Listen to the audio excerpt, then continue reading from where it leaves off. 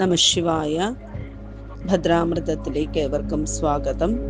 ശ്രീ മഹാഭദ്രകാളി സഹസ്രനാമ സ്തോത്രത്തിൻ്റെ 32 ഭാഗങ്ങളിൽ വരുന്ന ദേവിയുടെ നാനാനാമങ്ങളെ കുറിച്ചിട്ടാണ് ഇതുവരെ നാം പഠിച്ചതും വിവരിച്ചതും. ഇന്ന് നാം പറയുന്നത് 33ാമത്തെ ഭാഗത്തിൽ വരുന്ന ദേവിയുടെ നാമത്തിൻ്റെ വിവരണമാണ്.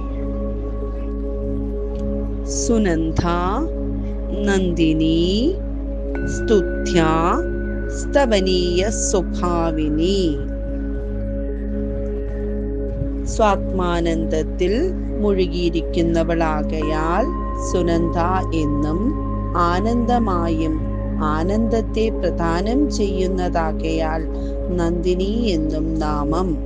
സർവചരാചരങ്ങളാലും സ്തുതിക്കപ്പെടാൻ അർഹതയുള്ള ഏകശക്തിയായതിനാൽ സ്തുത്യ എന്നും, നാനാവിധ സ്വഭാവങ്ങളുള്ള ദേവിയെ സ്തവനീയ സ്വഭാവിനി എന്നും വിളിക്കുന്നു. രംഗിണി, ടങ്കിണി, ചിത്ര, വിചിത്ര, ചിത്രരൂപിണി.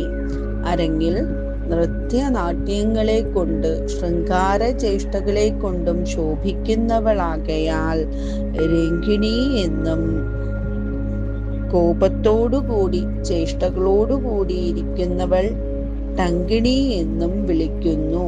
ഒരു ചിത്രമായിരിക്കുന്ന ദേവി ആ ചിത്രത്തിലെ നാനാവർണ്ണമായിരിക്കുന്നവളാകയാൽ വിചിത്ര എന്നും, എന്താണോ ആ ചിത്രം ആയതിൻ്റെ രൂപത്തിൽ ഇരിക്കുന്നതും ദേവി തന്നെയാണ്. നന്ദികേശ്വര പ്രണാമം. ഭഗവാൻ ശൂലപാണി. ഹര ഹര മഹാദേവ.